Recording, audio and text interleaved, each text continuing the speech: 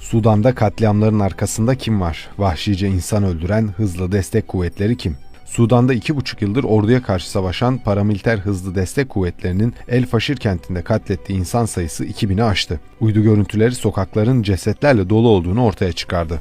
Hızlı destek kuvvetleri Sudan'ın devrik diktatörü Ömer el-Beşir döneminde Darfur'daki kabilelere hızlı bir şekilde müdahale etmek için kuruldu. Örgütün omurgasını Cancavit militanları oluşturuyor. Bu militanlar oyun oynar gibi insan katledecek kadar vahşi. Hiçbir ahlaki etik değeri olmayan hızlı destek kuvvetleri son dönemde oldukça fazla silah sahibi oldu. Asıl soru işareti de bu noktada. Sudan'a yönelik yıllardır süren silah ambargosuna rağmen hızlı destek kuvvetleri insansız uçaklar ve ağır silahlar kullanıyor. Savaşın başından bu yana Birleşik Arap Emirlikleri'nin örgüte destek verdiği biliniyor. Sudan hükümeti bu yüzden diplomatik ilişkileri kesmişti. Militanların son mühimmatları da Birleşik Arap Emirlikleri'nin desteğiyle aldığına işaret ediliyor.